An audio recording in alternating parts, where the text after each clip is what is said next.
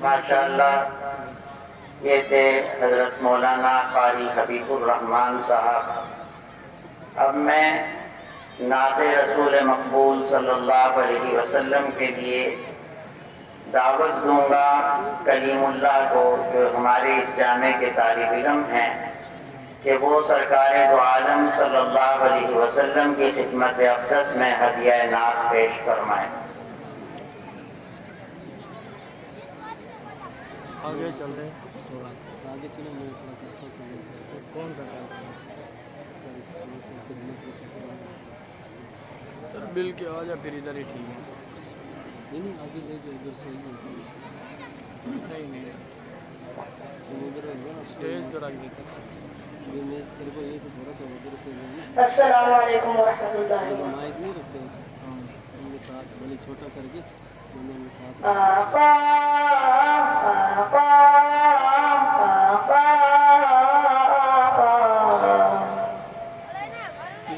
میرے آقا جیسا دنیا میں ہنسی کوئی نہیں، عالم ہستی میں ان سا بھی کہیں کوئی نہیں، میرے آقا جیسا دنیا میں ہنسی کوئی نہیں، عالم ہستی میں ان سا بھی کہیں کوئی نہیں، چہرہ آقا سے عالم کو ملی ہے روشنی، چہرہ آقا سے عالم جبینوں میں سجدے تڑپتے ہی رہے تھے، اگر راہ دکھاتے نہ اہل شریعت جبینوں میں سجدے تڑپتے ہی رہے تھے، کسی کو بھی توفیق توبہ نہ ہوتی، کسی کی بھی بخشش کے سامان نہ ہوتے، کسی کو بھی توفیق توبہ نہ ہوتی، کسی کی بھی بخشش کے سامان نہ ہوتے، اگر یہ مساجد مدارس نہ ہوتے، کہیں بھی جہاں میں مسلمان نہ ہوتے، بصورت بشر سب درندے ہی ہوتے، کسی بھی جگہ اچھے انسان ہوتے، یہی وارثان نبی ہے جنہوں نے دکھایا ہے دنیا کو نور ہدایت، یہی وارثان نبی ہے جنہوں نے دکھایا ہے دنیا کو نور ہدایت، وگرنہ یہاں کفر کا راج ہوتا، زمین پر کہیں اہل ایمان ہوتے، وگرنہ یہاں کفر کا راج ہوتا، زمین پر کہیں اہل ایمان ہوتے،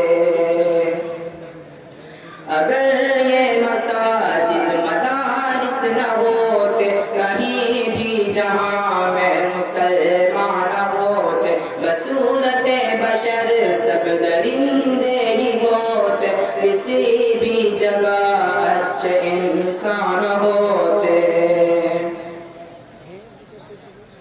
اگر نہ جلاتے یہ گلے مدارس دلو جا کرو شب پیرگی میں،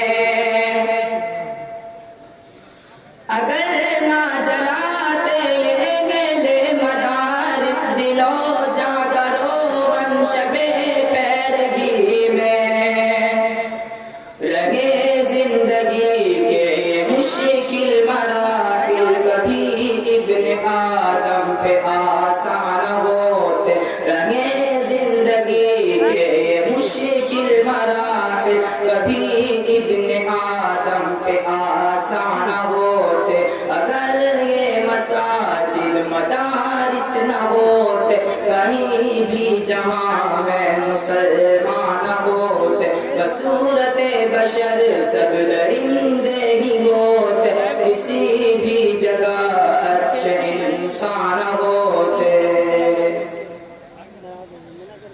اگر اہل ذکر و تصوف نہ ہوتے کبھی بھی خدا کا تعارف نہ ہوتا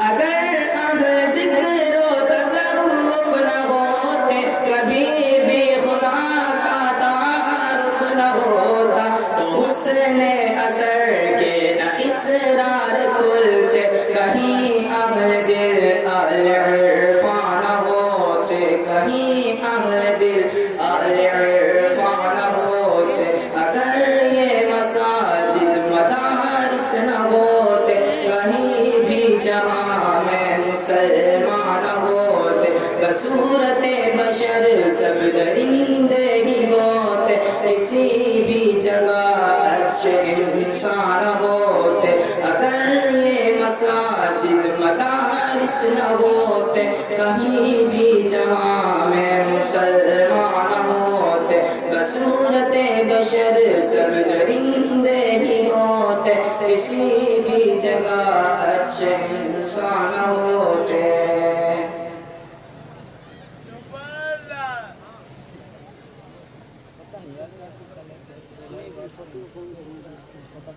ماشاءاللہ مدارس مساجد خانقاہوں کی اہمیت پر نظم پیش فرما رہے تھے ابو سفیان جو حقیقت پر مبنی ہے کہ مدارس مساجد خانقاہیں نہ ہوتی تو یہ انسان کی شکل میں درندے ہوتے اب میں نعت و نظم تلاوت کے اس سلسلے کو فی الحال موقوف کر کے بیانات کا تقاریر کا سلسلہ آپ شروع کرواتے ہیں ہمارے استاد محترم جامع دارالعلوم حسینیہ شہداد پور کے محتمم جامع دارالعلوم حسینیہ شہداد پور کے شیخ الحدیث وفاق المدارس سانگڑ کے مسئول ہمارے محسن و مربی حضرت مولانا سلیم صاحب دامت برکاتہم سے ملتمس ہوں کہ حضرت تشریف لائیں اور اپنی قیمتی پند و نصح سے ہمیں مستفید فرمائیں حضرت مولانا سلیم صاحب دامت برکاتہم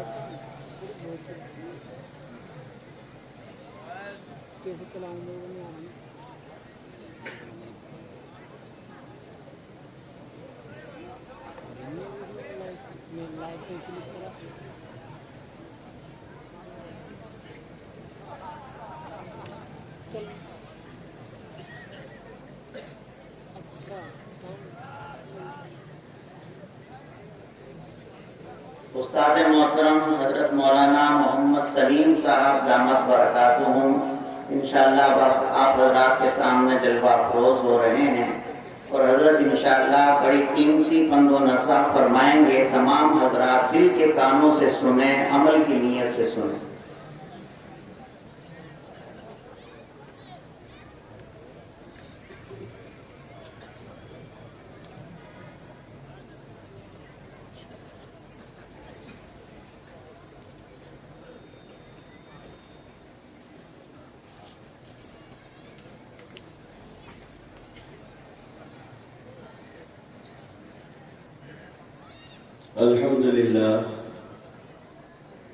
الحمد لله نحمده ونستعينه ونستغفره ونؤمن به ونتوكل عليه ونعوذ بالله من شرور أنفسنا ومن سيئات أعمالنا من يهده الله فلا مضل له ومن يضلله فلا هادي له ونشهد أن لا إله إلا الله ونشهد أن سيدنا ومولانا محمدا عبده ورسوله أعوذ بالله من الشيطان الرجيم بسم الله الرحمن الرحيم إنا نحن نزلنا الذكر وإنا له لحافظون وقال النبي صلى الله عليه وسلم خيركم من تعلم القرآن وعلمه أو كما قال عليه الصلاة والسلام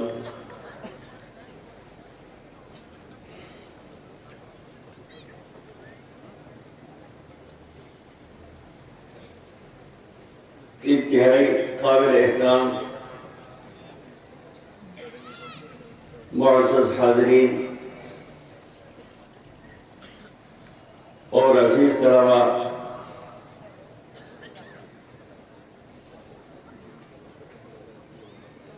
آج کے یہ اجتماع کسی دینی ادارے میں سال کے اختتام پر ہونے والے اجتماعات میں سے ایک اجتماع ہے۔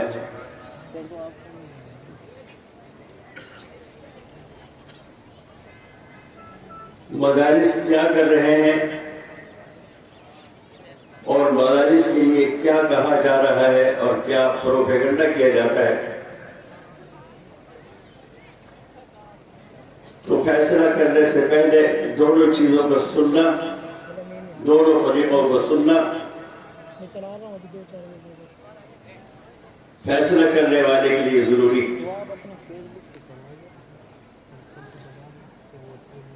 پہلے چھوٹے پروگرام ہوتے تھے، لیکن جیسے ہی مضمون پروپیگنڈے دینی مدارس کے خلاف بڑھے تو دینی مدارس نے اور اہل مدارس نے اس کا فیصلہ کیا کہ عوام الناس جو صرف ٹی وی دیکھتے ہیں، سوشل میڈیا سے متاثر ہیں یا ادھر ادھر کی سنتے ہیں، تو ضرورت اس بات کی ہے کہ یہ ادارے کوئی ایسا پروگرام رکھیں جس میں عوام الناس کو دعوت دی جائے اور ان کے سامنے مدرسے کی کارکردگی رکھی جائے۔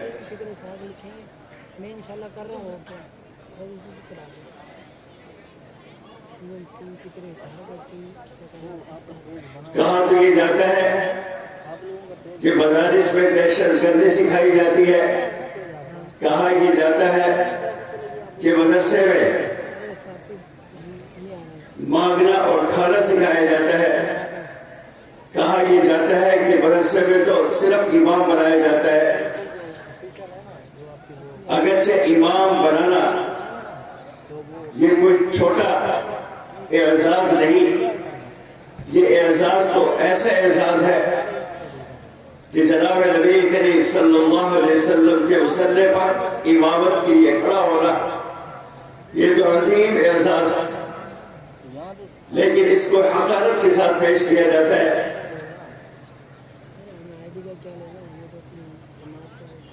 الحمدللہ مدارس اس کام میں لگے ہوئے ہیں جو کام جناب نبی کریم صلی اللہ علیہ وسلم کے فرائض منصبی میں داخل۔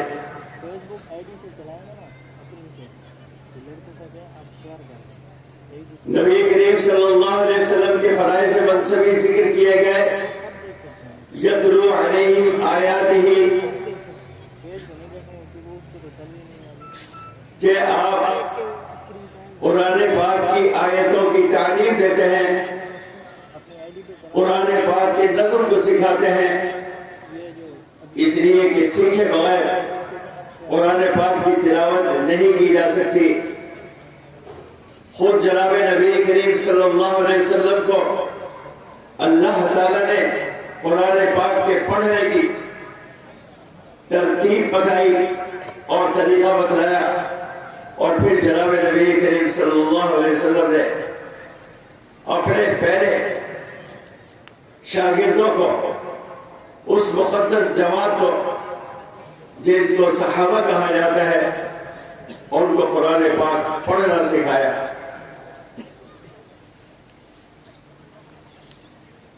یہ نہیں کہ جس طرح چاہا قرآن پاک کے الفاظ کی ادائیگی کر دی، بلکہ اس میں صحت تجوید اور مخارج کی رعایت بہت ضروری ہے۔ تجوید کو چھوڑ کر، مخارج کو چھوڑ کر اگر قرآن پاک پڑھا جائے تو بہت سی جگہ ایسا ہے کہ کفر اور شرک لازم آ جاتا ہے، ورنہ حرمت لازم آ جاتی، اور معنی بگڑ جاتا ہے. یہ فرض منصبی ہے جناب نبی کریم صلی اللہ علیہ وسلم کا کہ جناب نبی کریم صلی اللہ علیہ وسلم نے قرآن پاک کے نظم اور الفاظ کو پڑھنا سکھایا. الحمدللہ مدارس کے اندر یہ کام ہوتا ہے. چھوٹا سا مکتب ہو، سب سے ابتدائی طور پر قرآن پاک پڑھنا سکھایا جاتا ہے تجوید کے ساتھ اور قاعدے سے اس کی ابتدا کی جاتی ہے. مخارج کو صحیح کرایا جاتا ہے اور پھر اس کے بعد قرآن پاک کو روانی سے پڑھنا سکھایا جاتا ہے. اسی طرح سے نبی کریم صلی اللہ علیہ وسلم کے فرائض منصبی میں یہ بات بھی داخل ہے کہ آپ نے کتاب کی تعلیم دی. کتاب کی تعلیم سے مراد قرآن پاک کے الفاظ کے معنی سکھائے. کوئی آدمی اگر چاہے کہ صرف لغت دانی کے زور پر اور اس کے سہارے پر قرآن پاک کو سمجھ لے جناب نبی کریم صلی اللہ علیہ وسلم کی تعلیمات سے ہٹ کر، تو یہ ممکن نہیں. بہت سی جگہ معنی ایسا ہے کہ معنی میں دو یا تین احتمال ہوتے ہیں، تو کون سا معنی لیا جائے؟ تو اس کی تعلیم جناب نبی کریم صلی اللہ علیہ وسلم نے فرمائی. وقت مختصر ہے. بہت سی جگہ حضرات صحابہ کرام نے نبی کریم صلی اللہ علیہ وسلم سے پوچھا اور نبی کریم صلی اللہ علیہ وسلم نے معنی کی تعلیم فرمائی. اسی طرح سے نبی کریم صلی اللہ علیہ وسلم کے فرائض منصبی میں سنت کی تعلیم دی ہے اور سنت سے مراد بہت سے علماء کے نزدیک وہ جناب نبی کریم صلی اللہ علیہ وسلم کے اقوال، افعال اور تقریرات، جو کچھ آپ نے ارشاد فرمایا وہ بھی سنت میں داخل ہے اور حدیث کہلاتا ہے. اور جو کچھ آپ نے کیا حضرات صحابہ کرام نے اس فعل کو محفوظ کر کے امت تک پہنچا دیا، وہ بھی جناب نبی کریم صلی اللہ علیہ وسلم کی سنت اور حدیث میں داخل ہے. آپ صلی اللہ علیہ وسلم کے سامنے کسی صاحب ایمان نے کوئی بات کہی یا کوئی کام کیا اور حضرات صحابہ کرام یہ اس کرنے پر آپ صلی اللہ علیہ وسلم سے سکوت فرما کر اس کو برقرار رکھا ہو، تو یہ تقریر کہلاتا ہے اور یہ بھی سنت میں داخل ہے. اور اسی طرح سے جناب نبی کریم صلی اللہ علیہ وسلم کے فرائض منصبی میں تزکیہ بھی ہے. تزکیہ کے بارے پاک کرنا، صاف کرنا. تزکیہ عقائد بھی ہے کہ عقیدہ ایسا رکھے جو اللہ کے یہاں معتبر ہو، اللہ کے یہاں قابل قبول ہو اور شریعت کی روشنی میں اس کا ثبوت ہو. اللہ پر ایمان لانا یہ ایک عقیدہ ہے. اللہ پر اگر ایمان نہیں لائیں گے تو آدمی مومن نہیں ہو سکتا. لیکن ایمان کس طرح سے لانا اور کیا لانا،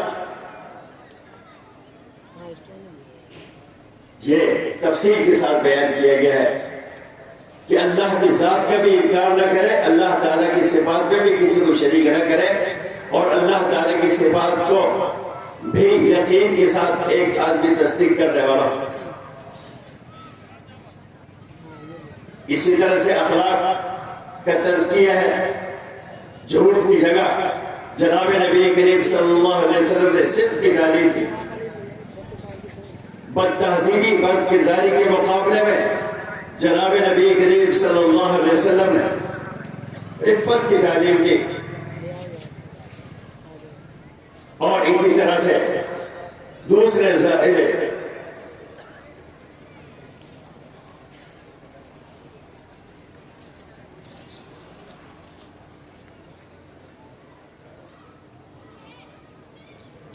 دیگر اخلاق رذیلہ کے مقابلے میں جناب نبی کریم صلی اللہ علیہ وسلم نے اخلاق حمیدہ کی تعلیم دی۔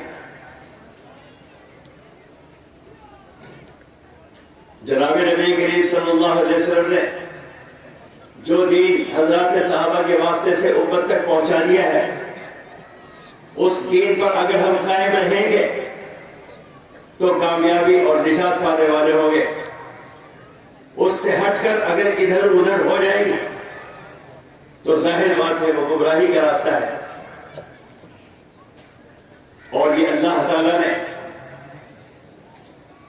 قرآن پاک نازل فرمایا اور قرآن پاک میں کھول کھول کے بیان کر دیا۔ جناب نبی کریم صلی اللہ علیہ وسلم نے اس کی تشریح اور تفسیر فرما دی۔ نبی کریم صلی اللہ علیہ وسلم کا ارشاد ہے کہ من یرد اللہ بہ خیرا یفقہہ فی الدین، کہ اللہ تعالیٰ جس سے خیر کا ارادہ فرماتے ہیں اس کو دین میں سمجھ عطا فرما دیتے ہیں، دین کی فقہ حاصل ہو جاتی ہے اس کو۔ اور فرمایا انما انا قاسم واللہ یعطی، میں تو تقسیم کرنے والا ہوں اور اللہ تعالیٰ عطا کرنے والے ہیں۔ علم عطا کرنے والے اللہ ہیں اور اس علم کو تقسیم کرنے والے جناب نبی کریم صلی اللہ علیہ وسلم۔ نبی کریم صلی اللہ علیہ وسلم کا جو زمانہ، اپنے زمانے میں آپ نے اپنے حاضرین تک، حضرات صحابہ کرام کی مقدس جماعت تک دین کو پہنچا دیا اور فرمایا الا فلیبلغ شاہد الغائب، خبردار اب تم میں سے جو حاضرین ہیں غائبین تک پہنچائیں۔ یہ ذمہ داری امت پر ڈال دی گئی۔ الحمدللہ امت نے اس ذمہ داری کو بحسن خوبی ادا کیا اور انجام دیا۔ حضرات صحابہ کرام سے تابعین، تبع تابعین اور پھر اساتذہ در اساتذہ، الحمدللہ یہ سلسلہ چلتے چلتے ہم تک پہنچ رہا ہے اور اللہ تعالیٰ اس کو باقی رکھیں گے اور آگے بھی یہ سلسلہ جاری رہے گا۔ نبی کریم صلی اللہ علیہ وسلم کے ارشاد ہے لن یزال هذه الامة قائمة على امر اللہ، کہ ہمیشہ یہ امت قائم رہے گی اللہ کے حکم پر۔ لا یضرهم من خالفهم، ان کو تک نقصان نہیں پہنچا سکے گا جو ان کی مخالفت کرے گا۔ اگر کوئی مخالفت کرتا ہے اس کی تو انشاءاللہ اس سلسلے کے اجرا میں اور جاری ہونے میں وہ نقصان نہیں پہنچا سکتا حتیٰ یأتی امر اللہ، یہاں تک کہ قیامت قائم ہو جائے۔ ہمیں یقین ہے اس بات کا کہ الحمدللہ مدارس میں جناب نبی کریم صلی اللہ علیہ وسلم کو، نبی کریم صلی اللہ علیہ وسلم کی اس مشن کو جاری رکھا گیا ہے اور جاری ہے اور جاری رہے گا۔ جب اللہ تعالیٰ نے قرآن پاک کی حفاظت کی ذمہ داری لے لی، جن کے ذریعے سے حفاظت ہوتی ہے ان کی ذمہ داری بھی اللہ نے لے رکھی۔ اگر چاہے کسی کم پہ ہو اور اس کی حفاظت کی ذمہ داری لے لی جائے تو ظاہر بات ہے کہ کب کی حفاظت بھی ہوا کرتی، دین بھی محفوظ رہے گا اور دین سے تعلق رکھنے والے بھی انشاءاللہ محفوظ رہیں گے۔ قربانیوں کے سلسلے ہر دور میں چلے ہیں اور چلتے رہیں گے۔ یہ مدارس دینیہ بہت عظیم کام میں لگے ہوئے ہیں۔ ان مدارس دینیہ سے تعلق رکھنا بڑی سعادت کی بات ہے اور آخرت بنانے کی بات ہے۔ دینی مدارس سے تعلق رکھنا اور علم وحی کو حاصل کرنا یہ دنیا کے بنانے کے لیے بھی ضروری ہے اور آخرت کے بنانے کے لیے بھی ضروری ہے۔ اللہ تعالیٰ ہمیں دین سے تعلق رکھنے والا، دینی علوم سے تعلق رکھنے والا، دینی علوم کی جن اداروں میں خدمت ہو رہی ہے مدارس اور مکاتب سے تعلق رکھنے والا بنائے اور تعدم زیست ہم اس کام میں لگے رہیں۔ ہمیشہ دین کو بٹھانے کے لیے ایک طبقہ جو شقی اور بدبخت کہلاتا ہے رہا ہے اور رہے گا، اور ایک طبقہ وہ ہے جو دین کو بچانے والا ہے اور دین کی حفاظت کرنے والا ہے اور دین کی اشاعت کرنے والا ہے. کوئی براہ راست پڑھنے پڑھانے میں لگا ہوا ہے، علم پھیلانے اور نشر کرنے میں لگا ہوا ہے، اور کوئی ایسا ہے کہ اس کے ساتھ تعاون کرتا ہے دامے درہمے سفرے، تو اللہ تعالیٰ ان کو بھی اللہ محروم نہیں فرمائے. اگر کوئی ڈاکو ڈاکہ ڈالے تو جہاں پر اس ڈاکو کو قابل جرم اور مجرم قرار دیا جاتا ہے، وہاں پر اس کے سہولت کاروں کو بھی مجرم قرار دیا جاتا ہے. دیکھا جاتا ہے کہ اس نے رات کہاں گزاری، ناشتہ کہاں کیا، رات کا کھانا اس کو راستہ کس نے دکھایا. یہ سہولت کار بھی گرفت میں آ جاتے ہیں. جیسے ڈاکو گرفت میں آتا ہے، مجرم گرفت میں آتا ہے، مجرم گردانا جاتا ہے، تو اس طرح سے اس کے سہولت کار بھی مجرم کہلاتے ہیں اور وہ بھی سزا پاتے ہیں. اس طرح سے دین کی خدمت میں جو لوگ لگے ہوئے ہیں، جیسے اللہ تعالیٰ ان کو اجر و ثواب عطا فرمائیں گے، ان سے محبت رکھنے والے، ان سے تعاون کرنے والے، ان کے سہولت کار اللہ کے ہاں اللہ کی بارگاہ میں محروم نہیں ہوں گے. اللہ تعالیٰ دین والوں کے ساتھ اپنے تعلق کو مضبوط کرنے کی توفیق نصیب فرمائے اور دنیا آخرت میں اس کا اجر عطا فرمائے.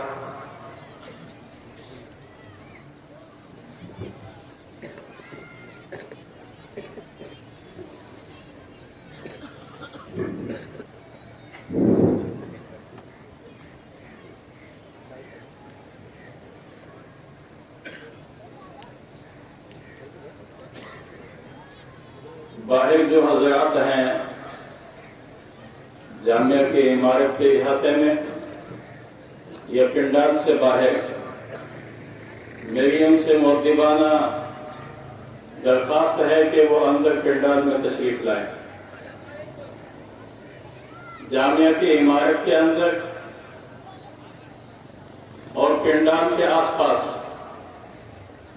جو مہمان ہیں یا ہمارے طلبہ ہیں، میری ان سے درخواست ہے کہ وہ پنڈال میں تشریف لے آئیں.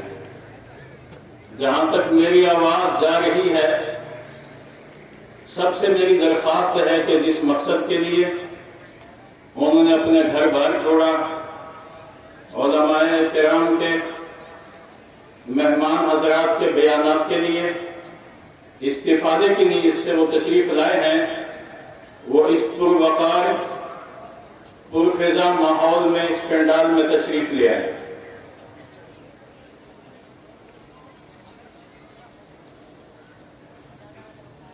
اب میں تلاوت قرآن کریم کے لیے اپنے برادر مکرم جناب محترم قاری عبدالرحمن رحیمی صاحب دام فیوزوں کی خدمت میں درخواست کروں گا کہ وہ تلاوت قرآن فرمائیں گے انشاءاللہ. ہماری یہ محترم ساتھی عالمی مقابلہ حسن قرات میں مصر میں دوسری پوزیشن الحمدللہ حاصل کر چکے ہیں، اور ان کا تعلق بھی مجدد قرات، جزری وقت، شاطبی زمان، شیخونا استاد القرآن استاد العلماء حضرت مولانا قاری رحیم بخش صاحب نور اللہ مرقدہ کی سلسلے سے ہے. جناب قاری عبدالرحمن رحیمی صاحب تلاوت قرآن فرمائیں.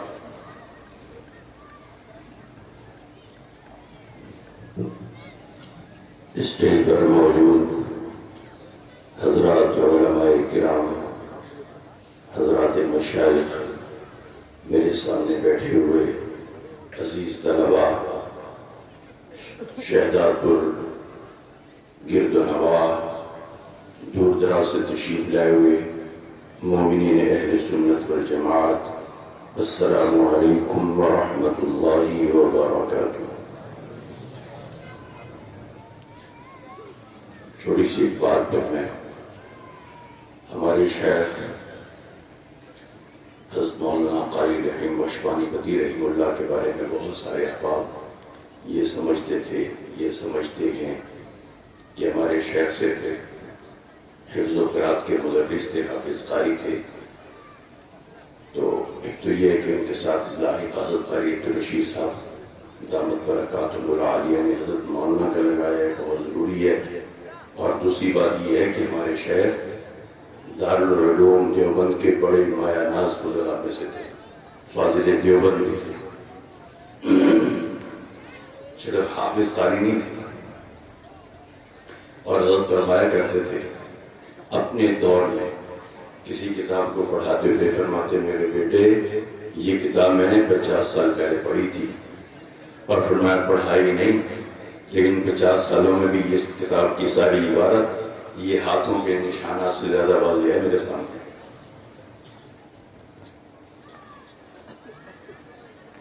حضرت قاری عبدالرشید صاحب دامت برکاتہ العالیہ نے اس فقیر کو عزت بخشی، اس عظیم الشان روحانی وجدانی نورانی محفل میں مجھے بلایا. فجزاکم اللہ تعالی، اللہ آپ کو بہت جزائے خیر عطا فرمائے. اعوذ باللہ من الشیطان الرجیم، بسم اللہ الرحمن الرحیم.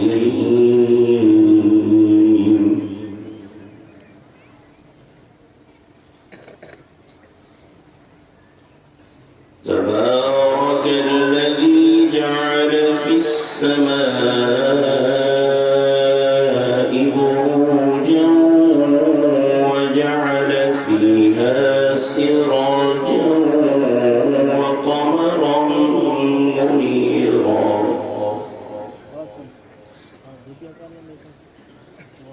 وهو الذي جعل الليل لمن أراد أن يذكر أو أراد شكورا. وعباد الرحمن الذين يمشون على الأرض هونا وإذا خاطبهم الجاهلون قالوا سلاما.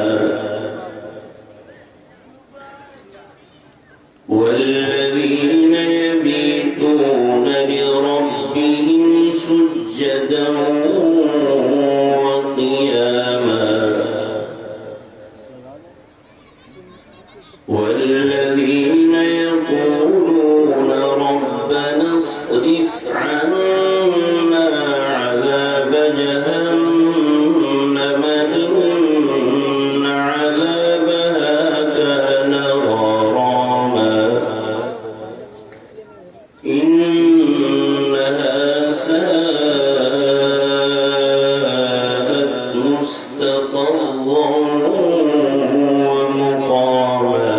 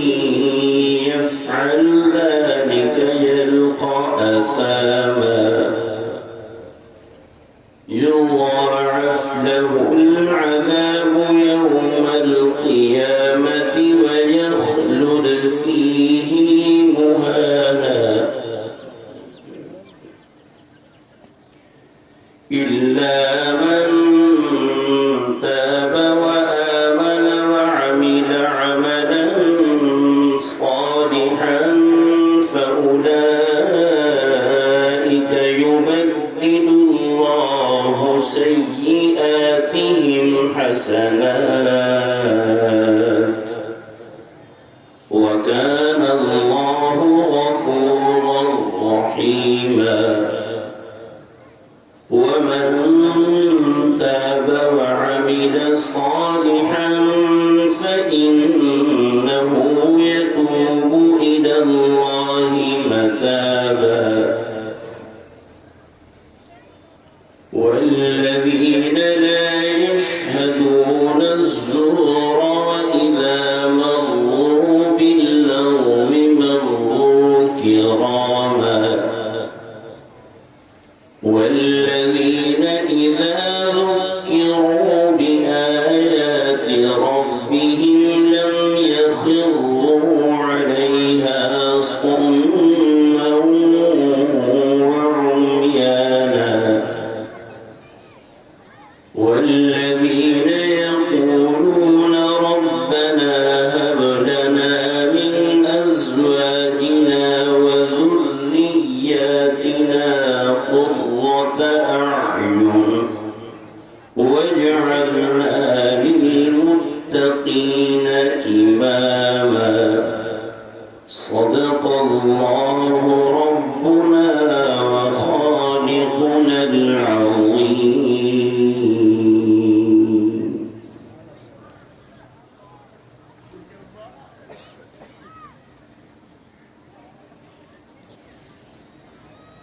انشاءاللہ یہ تھے حضرت مولانا قاری عبدالرحمن صاحب رحیمی دامت برکاتہم، جو اپنے مخصوص انداز میں تلاوت قرآن کریم فرما کر ہم سب کو محظوظ فرما رہے تھے۔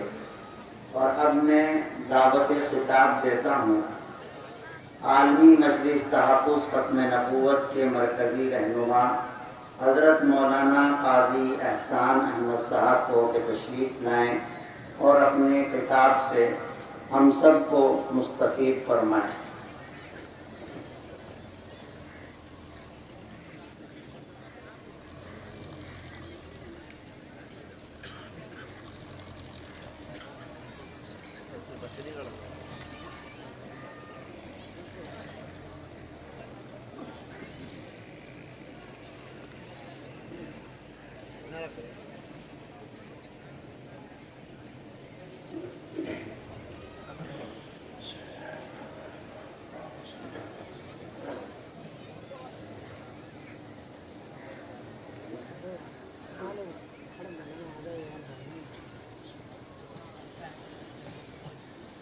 السلام علیکم ورحمۃ اللہ وبرکاتہ۔ رب اشرح لي صدري ويسر لي امري واحلل عقدة من لساني يفقهوا قولي رب زدني علما وارزقني فهما سبحانك لا علم لنا إلا ما علمتنا إنك أنت العليم الحكيم أستغفر الله ربي من كل ذنب وأتوب إليه الحمد لله الذي أنزل الكتاب والحكمة والصلاة والسلام على رسوله نبي الرحمة وعلى آله وأصحابه أولي العزم والهمة يا رب لك الحمد كما ينبغي لجلال وجهك وعظيم سلطانك وأشهد أن لا إله إلا الله وحده لا شريك له وأشهد أن سيدنا ومولانا محمدا عبده ورسوله أرسله بالحق بشيرا ونذيرا وداعيا إلى الله بإذنه وسراجا منيرا اللهم صل على سيدنا ومولانا محمد النبي الأمي وعلى آله وسلم تسليما وصل كذلك على جميع الأنبياء والمرسلين وعلى الملائكة المقربين وعلى عباد الله الصالحين أجمعين إلى يوم الدين. أما بعد،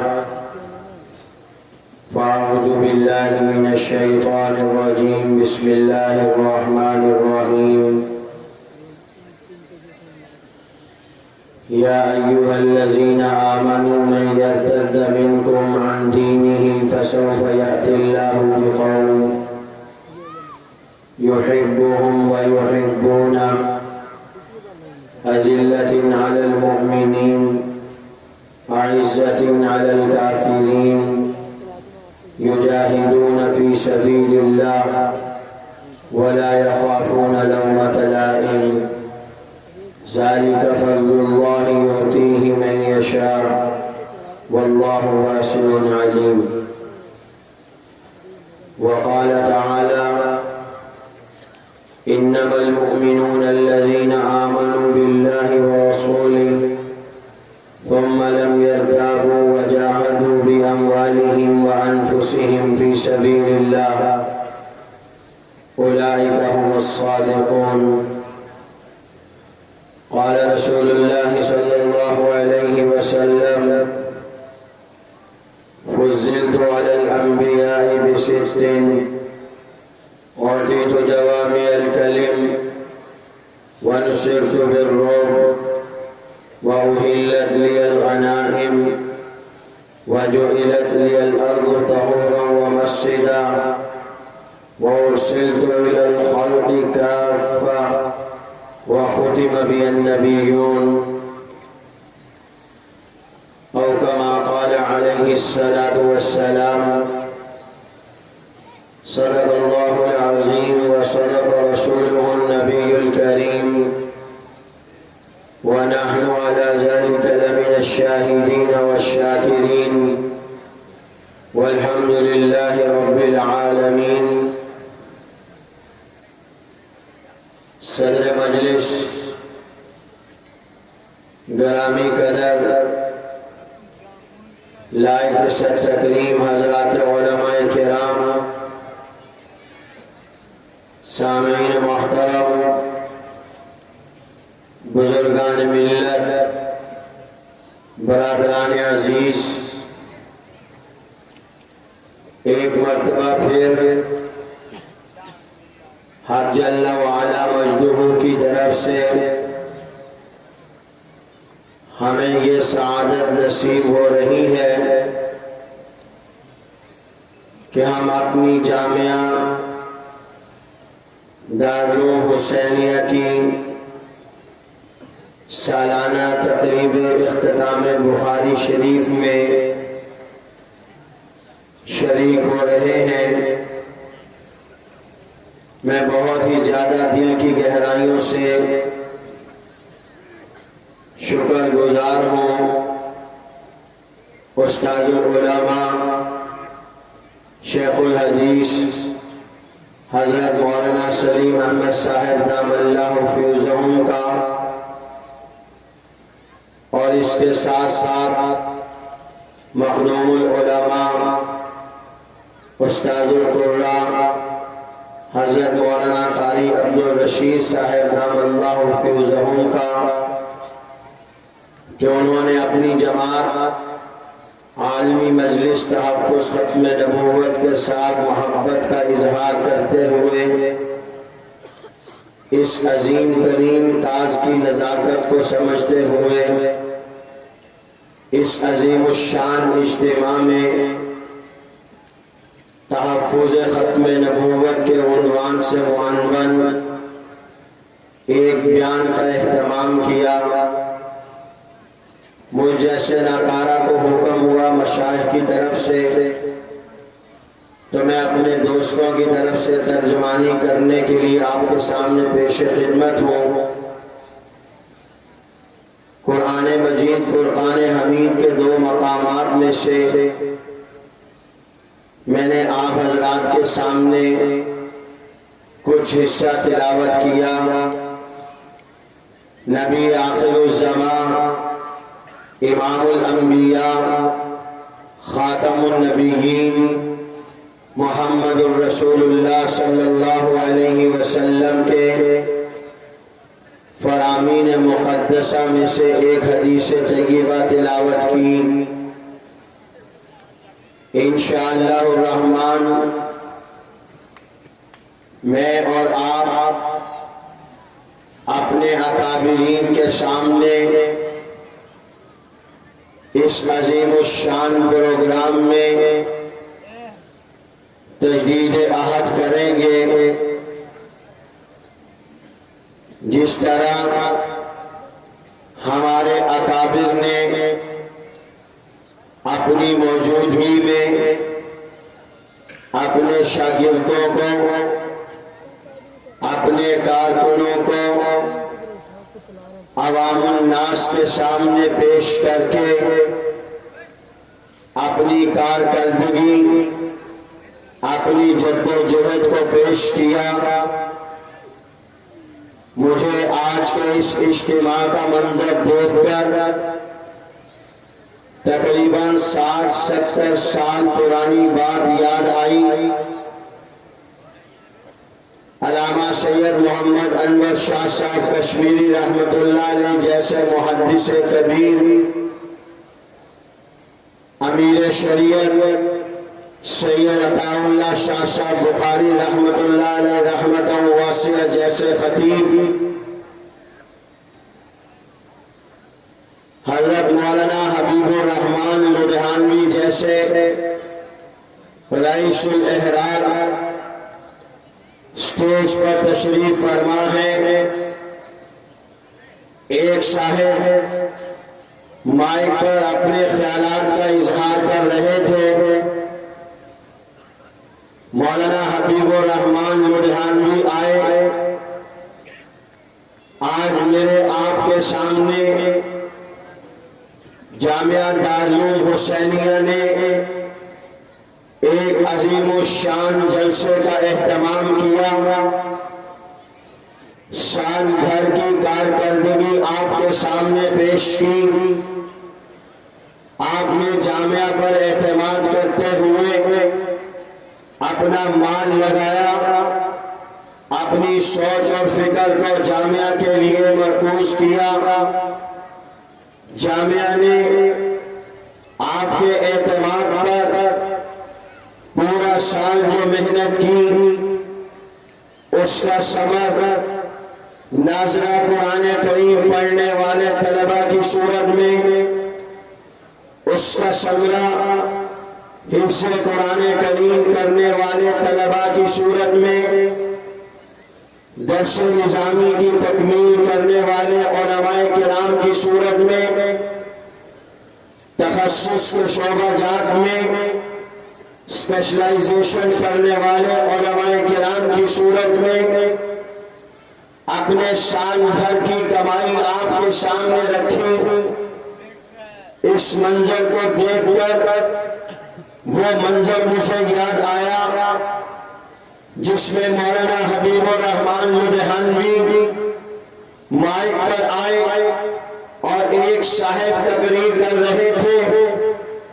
انہیں مائک سے دور کر کے رئیس الاحرار حضرت مولانا حبیب الرحمن لدھیانوی نے ایک نوجوان عالم دین کا نام لیا اور انہیں ان بڑے بڑے مشائخ کی موجودگی میں خطبہ صدارت پیش کرنے کے لیے کھڑا کیا۔ اس عالم دین کا نام لینے کے بعد وہ مائک پر تشریف لائے۔ ابھی صحیح طرح ان کی داڑھی مبارک بھی نہیں آئی تھی۔ جس مجلس میں رئیس الاحرار مولانا حبیب الرحمن لدھیانوی جیسے لوگ، امیر شریعت سید عطا اللہ شاہ بخاری جیسے لوگ، ماسٹر تاج الدین انصاری جیسے لوگ، زعماء ملت اسٹیج پر موجود، وہاں پر ایک نحیف نیا طالب علم نوخیز عالم دین کھڑے ہو کر خطبہ صدارت پیش کرے، عام لوگ دیکھنے والے حیران ہوں گے کہ یہ کیا ماجرا ہے؟ خطبہ صدارت سب سے بڑی عمر کے سب سے بڑے عالم دین، سب سے بڑے شیخ التفسیر والحدیث پیش کرتے ہیں، مگر آج مولانا حبیب الرحمان لدھیانوی نے ایک عالم دین نوجوان کو کھڑا کر دیا خطبہ صدارت پیش کرنے کے لیے۔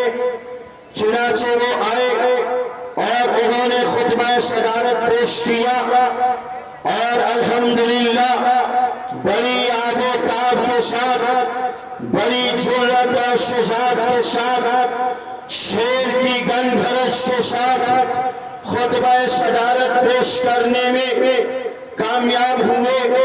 خطبہ صدارت ختم کیا، مولانا حبیب الرحمان لدھیانوی دوبارہ مائک پر آئے اور سٹیج پر تشریف فرما زعمائے ملت کو مخاطب کر کے کہنے لگے، آپ بھی سوچ رہے ہوں گے حبیب الرحمان کو کیا ہو گیا؟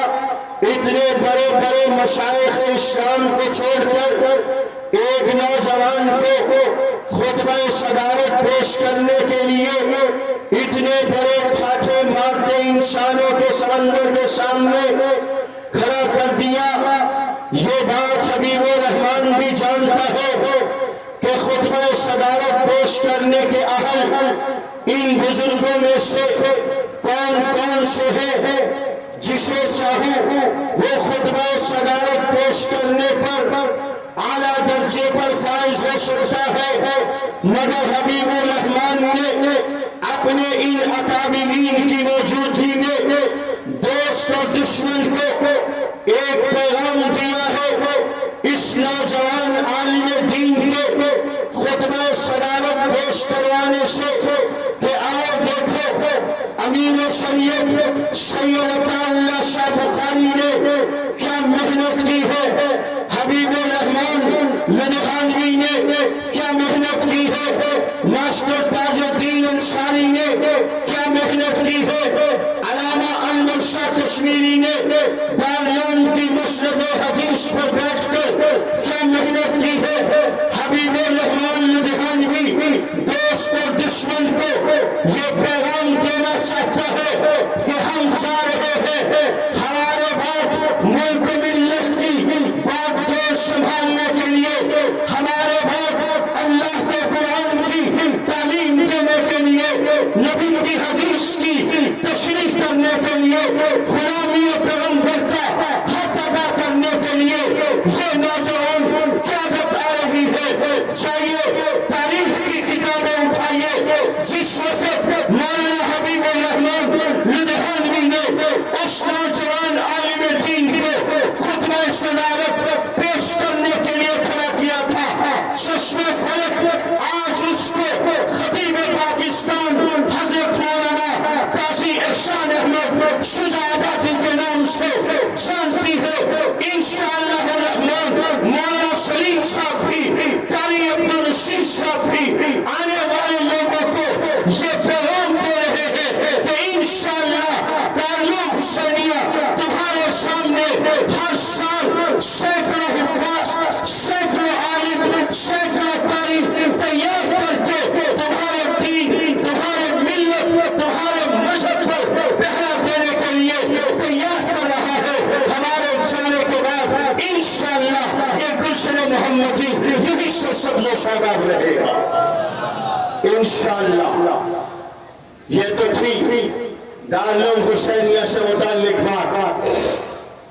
میرے محترم دوستو، میں نے آج اپنی تقریر کا عنوان تحفظ ختم نبوت کے مشن میں اکابر مشائخ علماء کرام کی فکر پر گفتگو کرنی ہے۔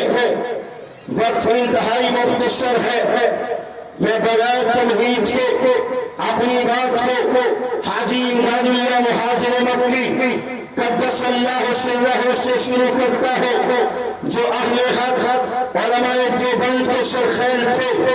ہندوستان کے حالات سے دل برداشتہ ہو کر حاجی امداد اللہ مہاجر مکی نے دارالکفر غیر منتشر مسلم ہندوستان کی سرزمین کو خیر بات کہتے دارالاسلام حرمین شریفین کی سرزمین پر اپنی بقیہ زندگی گزارنے کا ارادہ کیا اور ہندوستان سے ہجرت کر کے حرمین شریفین زندگی کے بقیہ ایام گزارنے کے لیے پہنچ چکے ہیں۔ حاجی امداد اللہ مہاجر مکی وہ عظیم الشان انسان تھے، وہ اپنے وقت کے امام تھے، اپنے وقت کے کتب اور ولی تھے۔ ان کے اوپر جتنی تفصیل سے گفتگو کی جائے وہ تھوڑی ہے۔ وہ حرمین شریفین کی سرزمین پر پہنچے، پیچھے ایک اور عالم دین، ایک اور بزرگ ہستی ہندوستان کے حالات سے دل برداشتہ ہو کر حرمین شریفین کی سرزمین پر زندگی کے بقیہ ایام گزارنے کی نیت سے جاتی ہے۔ حاجی امداد اللہ مہاجر مکی سے ان کی ملاقات ہوتی ہے۔ یہ وہ عظیم روحانی ہستی ہے جنہیں حاجی امداد اللہ مہاجر مکی نے پہلی ہی مجلس میں بیعت خلافت سے سرفراز کر دیا۔ انہیں بیعت خلافت سے سرفراز کرنے کے بعد ان سے پوچھا کہ آپ کا کیا پروگرام ہے؟ اس عظیم روحانی ہستی نے کہا کہ بقیہ زندگی کے دن حرمین شریفین کی سرزمین پر گزارنے کے ارادے سے آیا ہوں۔ حاجی امداد اللہ مہاجر مکی کے قلب اطہر پر خالق کائنات نے ہندوستان کی سرزمین پر عنقریب اٹھنے والے خطرناک فتنے کو منکشف کر دیا۔ حاجی امداد اللہ مہاجر مکی نے اس عظیم روحانی ہستی سے کہا آپ واپس ہندوستان تشریف لے جائیے، عنقریب ہندوستان کی سرزمین پر ایک فتنہ اٹھنے والا ہے، آپ اس فتنے کے خلاف برسر پیکار ہوں گے، فتنہ ترقی نہیں کر سکے گا۔ آپ اگر برصغیر غیر منتشر ہندوستان کی سرزمین پر خاموش بھی بیٹھے رہیں گے تو فتنہ ترقی نہیں کر سکے گا۔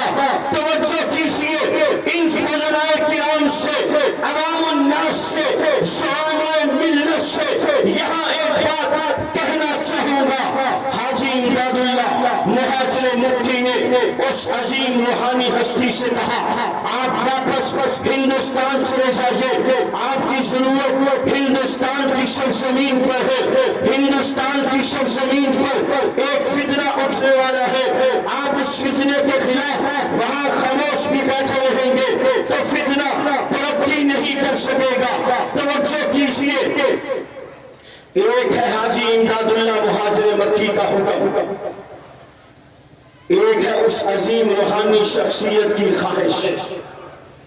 حکم یہ ہے آپ حرمین کی سرزمین چھوڑ دیں، دل کی خواہش یہ ہے کہ زندگی کے بقیہ دن حرمین شریفین کی سرزمین پر گزار کر اللہ کو راضی کر لو، اللہ کے حبیب کو راضی کر لو۔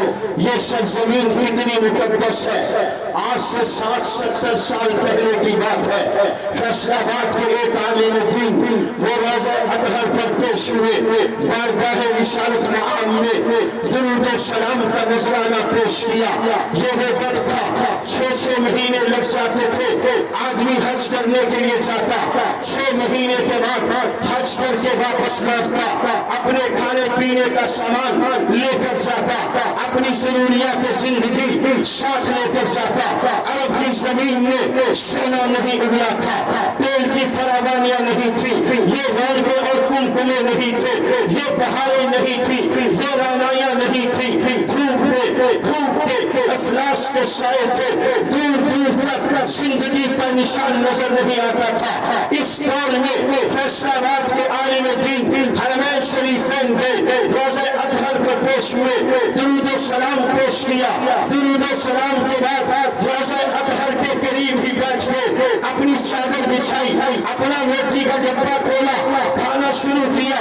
کھانا کھاتے کھاتے جیسے میں اور آپ گاؤں میں دیہات میں گھر کے شہر میں بیٹھتے ہیں، کھانا کھا رہے ہیں، روٹی کھا لیتے ہیں، ہڈی کو پھینک دیتے ہیں، کوا آتا ہے اٹھا کے لے جاتا ہے،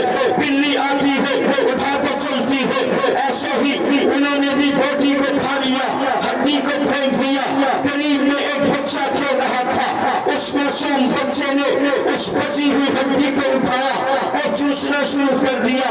وہ عالم دین کہتے ہیں مجھے بڑا دکھ ہوا، میں بہت بے چین اور بے قرار ہوا، یہ میں نے کیا کیا؟ دیار حبیب میں رہنے والے ایک معصوم بچے کے سامنے میں نے کیا عمل کر دیا؟ وہ عالم دین کہتے ہیں میں نے اس معصوم بچے کو پیار سے اپنے پاس بلایا، دسترخوان پہ بٹھایا، اسے کھانا کھانے کا کہا، اس بچے کو بھوک تھی، میری دعوت پر قبول کرتے ہوئے وہ کھانے میں شریک ہوا، کھانا وہ کھا رہا تھا، جی میرا ٹھنڈا ہو رہا تھا۔ باپ بیٹھا ہے، بیٹا ساتھ میں کھانا شروع کر دیتا ہے، سالن تھوڑا ہے، روٹی کم ہے، باپ کھانا چھوڑ دیتا ہے، بچہ کھاتا ہے، باپ کی آنکھیں بچے کو سیر ہوتا دیکھتی ہیں، باپ کا جی بھی سیر ہو جاتا ہے، کھانا باپ نے نہیں کھایا، کھانا بیٹے نے کھایا ہے، جی باپ کا ٹھنڈا ہوا ہے، پیٹ باپ کا نہیں بھرا، بچے کا بھرا ہے، مگر باپ کہتا ہے میں نے کھانا کھا لیا، مجھے بھوک نہیں ہے۔ یہی منظر حرمین شریفین کی سرزمین پر روزہ اطہر کے ساتھ بیٹھنے والے اس عالم دین کا تھا۔ وہ معصوم بچہ کھانا کھا رہا ہے، مولانا کہتے ہیں کھانا وہ کھا رہا تھا، جی میرا ٹھنڈا ہو رہا تھا، کھانا کھاتے کھاتے میں نے اس بچے سے تعارف کیا، حال احوال پوچھے، میں نے اس بچے سے معلوم کیا تیرا نام کیا ہے، تیرے باپ کا نام کیا ہے، وہ کیا کرتا ہے؟ بچے نے اپنا تعارف کروانے کے بعد کہا میں تو یتیم ہوں، میرا تو باپ ہی نہیں ہے، توجہ کرنا میں نے بات تبدیل کی ہے۔ حرمین شریفین کی سرزمین روزہ اطہر کے تقدس پر کہا جاتا ہے چھوڑ دو اسے، چلے جاؤ دارالحرم میں واپس، دارالکفر میں واپس۔ یہ مدینہ کیا ہے، یہ مکہ کیا ہے، اسے چھوڑنا کتنا مشکل ہے، اس میں رہنا کتنا عظیم کام ہے۔ پیر مہر علی شاہ صاحب کو کہہ دیا گیا آپ واپس چلے جائیے۔ اس پر میں نے بات شروع کی ہے کہ ایک عالم دین ہے، وہ روزہ اطہر کے سائے میں بیٹھے ہیں، کھانا کھا رہے ہیں، بے دہانی میں ہڈی کو پھینک دیا، معصوم بچے نے اٹھا کے کھانا شروع کر دیا۔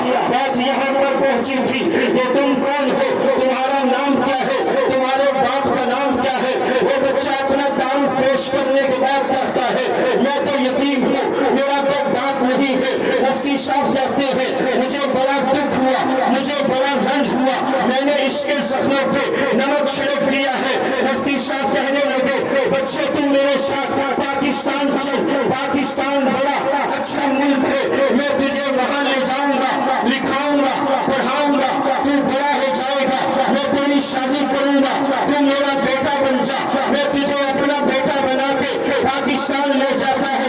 توجہ کیجئے، وہ بچہ کہتا ہے چاچا جی کل بتاؤں گا۔ مولانا کہنے لگے کل فجر کی نماز کے بعد یہی روزہ اطہر کے قریب میں ملاقات ہوگی۔ مولانا جانتے تھے بچہ ضرور ہے مگر فجر پڑھتا ہے، بچہ ضرور ہے مگر نبی کے شہر کے رہنے والا ہے، بچہ ضرور ہے ماں باپ نمازی ہوں گے، اس لیے کہا فجر کے بعد ملیں گے۔ وہ بچہ کہنے لگا جی ہاں چاچا جی زندگی یہی، کل فجر کے بعد یہیں پر ملیں گے، زندگی رہی کل فجر کے بعد یہیں پر ملیں گے۔ مولانا وہاں سے اٹھے، کل فجر کا انتظار کرتے رہے، اپنے آپ سے سوال کرتے رہے بچہ مجھ سے سوال کرے گا میں اسے کیا جواب دوں گا، میں اس بچے سے سوال کروں گا وہ مجھے کیا جواب دے گا۔ اسی کشمکش میں دن ڈھل گیا، شام آئی، رات گزری، اگلا دن طلوع ہوا، مسجد نبوی میں حاضر ہوئے، نماز ادا کی، بارگاہ رسالت مآب صلی اللہ علیہ وسلم کے روزہ اطہر پر پیش ہوئے، درود و سلام کا نذرانہ پیش کر کے اسی جگہ پر اس بچے کے انتظار میں کھڑے ہو گئے۔ مولانا نے دور سے بچے کو آتے ہوئے دیکھا، جی میں خوش ہوئے، بچہ آ رہا ہے، اپنے جی میں سوال کرنا شروع کیا، میرے سوال کا یہ جواب دے گا، میں اس سے یہ پوچھوں گا، یہ مجھے یہ جواب دے گا۔ اسی اثنا میں بچہ قریب آیا، بچے نے سلام کیا، مولانا نے سلام کا جواب دیا، سلام کا جواب دیتے ہوئے مولانا نے اگلی بات کی، بچے نے اس کا جواب دیا۔ مولانا کہتے ہیں میں ابھی اس سے سوال کرنے والا تھا، بتاؤ بچے تمہارا کیا پروگرام ہے، تم میرے ساتھ چلنے کے لیے تیار ہو یا نہیں، تم نے کیا پروگرام بنایا؟ میں یہ پوچھ پہنچنے سے پہلے اس معصوم بچے نے روضہ اطہر کی طرف یوں اشارہ کر کے کہا چاچا جی پاکستان میں یہ بھی ہے؟ مولانا کہتے ہیں اس نے سوال کیا کیا، میری چیخیں نکال دی، میرا جسم کانپنے لگ گیا، میرے جسم سے کپکپی آ گئی۔ وہ کہتا ہے چاچا جی پاکستان میں یہ بھی ہے۔ مولانا کہنے لگے میں نے اس سے کہا ارے بچے اگر یہ پاکستان میں ہوتا تو ہم یہاں کیا کرنے آتے؟ وہ بچہ کہتا ہے چاچا جی پھر میں آپ حاجیوں کی بچی ہوئی ہڈیاں کھا لوں گا، اپنے نانا کا روزہ چھوڑ کے نہیں جاتا۔ میرے لیے یہ تو آسان ہے، سال بھر میں آپ کا انتظار کروں، آپ راستے میں ہڈی پھینکے میں اسے اٹھا کے کھانا شروع کر دوں، مگر میرے لیے یہ ممکن نہیں۔ پیٹ بھر کے کھانا کھانے کے لیے اپنے نانا کا روزہ چھوڑ دو، زندگی آسانی سے گزارنے کے لیے اپنے نانا کا روزہ چھوڑ دو۔ یہ وہ روزہ ہے جو مہر علی کو چھوڑنے کا حکم دیا۔ توجہ کیجیے، مہر علی کو حکم دیا جا رہا ہے حرمین شریفین سے واپس ہو جاؤ، مہر علی کی خواہش ہے حرمین شریفین میں زندگی گزارو۔ ایک بڑوں کا حکم ہے، ایک آپ کی خواہش ہے، ایک بڑوں کا حکم ہے، ایک امت کی ضرورت ہے۔ علماء کرام ایک آپ کی خواہش ہوگی بڑی اچھی مسجد ہو، بڑا بنگلہ ہو، بجلی پانی گیس فری ہو، مگر ایک استاد کی نظر ہے تم نے گاؤں میں بیٹھنا ہے، تم نے دیہات میں بیٹھنا ہے، کچی مسجد میں بیٹھ کے اللہ کا قرآن پڑھانا ہے۔ یہ استاد جس نظر سے دیکھ رہا ہے تم نہیں دیکھتے، جب یہ استاد کچی مسجد میں بٹھائے گا، جنگل میں بٹھائے گا، کل دنیا تمہارے پاس اسی جنگل میں آئے گی۔ تم نے اپنی خواہش کو قربان کیا استاد کے حکم پر، تم نے اپنی خواہش کو قربان کیا امت کی ضرورت پر۔ پیر مہر علی شاہ صاحب نے اپنی حرمین شریفین کی سرزمین پر رہنے کی خواہش کو قربان کیا، اپنے شیخ کے حکم پر اپنی خواہش کو قربان کیا، امت کی ضرورت پر اپنی خواہش کو قربان کیا، امت کے ایمان کے تحفظ کے لیے۔ چنانچہ پیر مہر علی شاہ صاحب واپس ہندوستان پہنچے۔ کچھ ہی عرصے کے بعد جھوٹے مدعی نبوت مرزا غلام قادیانی کا فتنہ اٹھا۔ آؤ میں تمہیں لیے چلتا ہوں اس مہر علی کے دروازے پر جس کی خواہش تھی میں مکہ کی سرزمین پر 1,00,000 نماز کا ثواب لوں، جس کی خواہش تھی مدینہ کی سرزمین پر 1,000 نماز کا ثواب لوں۔ وہ یہ ساری خواہشیں قربان کر کے آج پھر دارالحرب ہندوستان کی سرزمین پر ہے۔ آج مرزا غلام قادیانی کا فتنہ اٹھا ہے۔ مرزا غلام قادیانی کے چند گماشتے، چند نام لیوا پیر مہر علی شاہ صاحب کے سامنے آئے اور آگے انہیں کہنے لگے آج ہم آپ سے فیصلہ کن بات کریں گے، فیصلہ کن مرحلہ ہوگا، دودھ کا دودھ پانی کا پانی کیا جائے گا۔ پیر مہر علی شاہ صاحب بزبان حال فرماتے ہیں یہ بازو میرے آزمائے ہوئے ہیں، تم اس سے پہلے بھی جھوٹے مدعی نبوت مرزا غلام قادیانی کے طرفدار بن کر آئے تھے۔ اس سے پہلے بھی تم نے یہی کہا یہ آخری مرحلہ ہے، آؤ میدان میں، وہی تم ہو، وہی مہر علی ہے، آؤ میدان میں، اللہ کے نبی کی ختم نبوت کا ڈنکا بجے گا، آسمان دنیا پر رشک ہوگا، غلامان پیغمبر، محافظین پیغمبر، ختم نبوت کے محافظ اللہ کے نبی کی عزت و آبرو کا فریضہ انجام دے رہے ہیں، اللہ کے نبی کی ختم نبوت کا تحفظ کر رہے ہیں۔ آؤ میدان میں، مہر علی کل بھی مرزا قادیانی کے جھوٹ کو علم نشر کرنے کے لیے تیار تھا، مہر علی آج بھی مرزا قادیانی کے کس کو علم نشر کرنے کے لیے تیار ہے۔ انہوں نے اپنے خیال میں اپنے سامنے بڑا تیر مارا، کہنے لگے ایک اندھا ایک لولا لنگڑا مرزا قادیانی کے سامنے بٹھائیں گے، ایک اندھا ایک لولا لنگڑا آپ کے سامنے بٹھائیں گے، آپ اس کے حق میں دعا کریں گے، مرزا قادیانی ان کے حق میں دعا کرے گا۔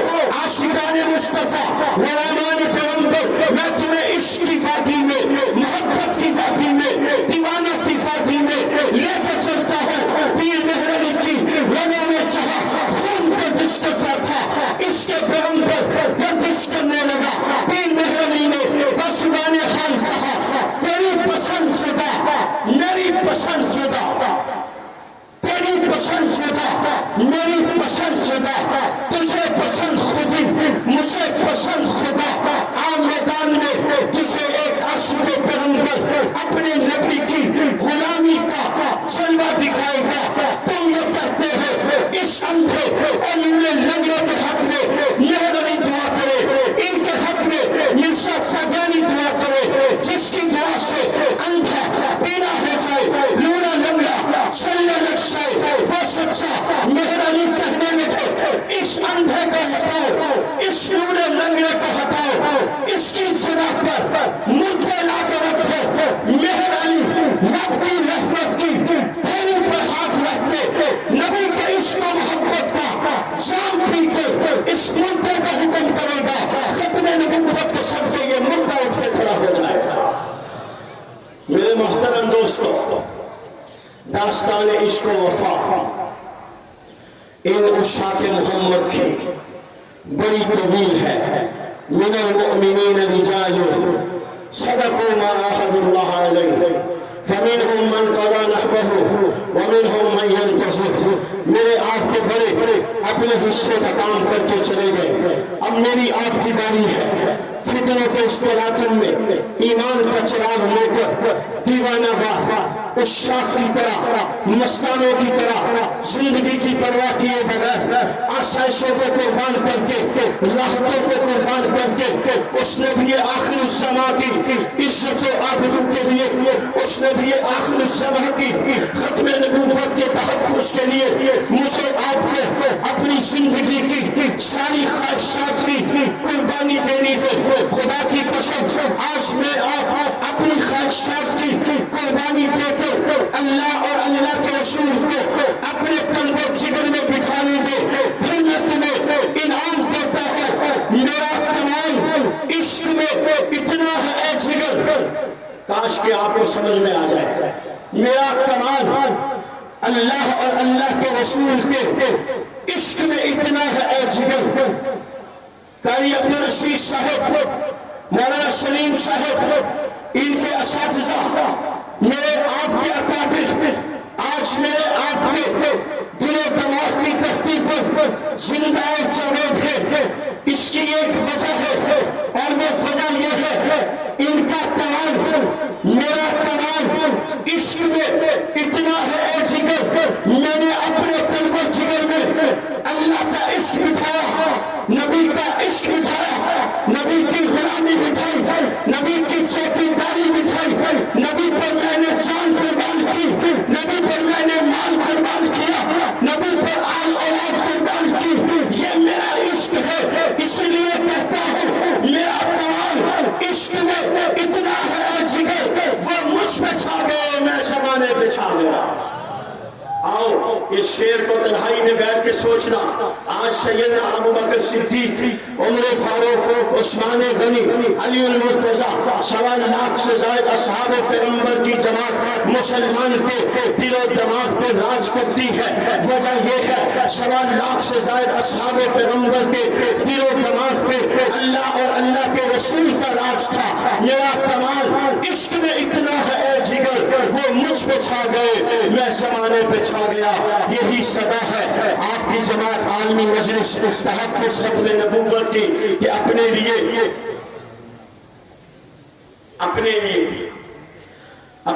جینا بھی کیا جینا ہے،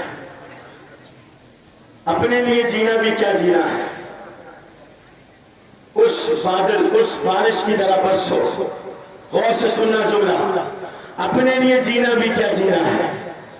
اس بارش کی طرح برسو جو پھولوں اور کانٹوں پر یکساں برستی ہے، جو پھولوں اور کانٹوں پر یکساں برستی ہے۔ جب آپ اپنا اوڑھنا بچھونا اللہ اور اللہ کے دین کو بنا لیں گے، وہ عوام ہو، وہ خواص ہو، خدا کی قسم جس نے اپنا اوڑھنا بچھونا اللہ اور اللہ کے رسول کا دین بنا لیا، وہ اس دنیا میں بھی کامیاب ہو گیا، آخرت میں بھی کامیاب ہو گیا۔ یہی کامیابیاں، یہی کامرانیاں انہی مدارس سے سکھائی جاتی ہیں، سمجھائی جاتی ہیں۔ انہی طلباء کرام کو تیار کر کے مسلمانوں کے ایمان کے تحفظ کے لیے میدان میں اتارا جا رہا ہے۔ اسکول، کالج، مدارس دینیا کے طلباء کرام کے لیے آخری اعلان کر کے اپنی بات کو ختم کروں گا۔ آپ حضرات کی جماعت اس تحفظ ختم نبوت کے زیر اہتمام پنجاب ضلع چناب نگر کے اندر سالانہ وفاق المدارس العربیہ کے امتحان کے بعد 20 روزہ کورس منعقد کروایا جاتا ہے۔ اس سال وہ کورس تقریباً 14 سے 15 دن کا ہوگا۔ میری ان عزیز طلبہ کرام سے درخواست ہے جو درجہ رابعہ یا اس سے اوپر کے درجات میں تعلیم حاصل کر رہے ہیں وہ اس کورس سے ضرور فائدہ اٹھائیں اور اپنے اس کورس میں جانے کی ترتیب کو یقینی بنائیں۔ انشاءاللہ الرحمن تحفظ ختم نبوت کے مشن کے ساتھ وابستہ ہوں گے۔ میری آپ کی دنیا بھی بن جائے گی، میری آپ کی آخرت بھی بن جائے گی کہ محمد سے وفا تو نے تو ہم تیرے ہیں، یہ جہاں چیز ہے کیا لہو قلم تیرے ہیں۔ ایک مرتبہ پھر اپنے مشائخ کا شکر گزار ہوں، انہوں نے مجھے تحفظ ختم نبوت کی بات اس عظیم الشان اجتماع میں کرنے کا موقع عطا کیا۔ جزاکم اللہ احسن الجزا وآخر دعوانا ان الحمدللہ رب العالمین۔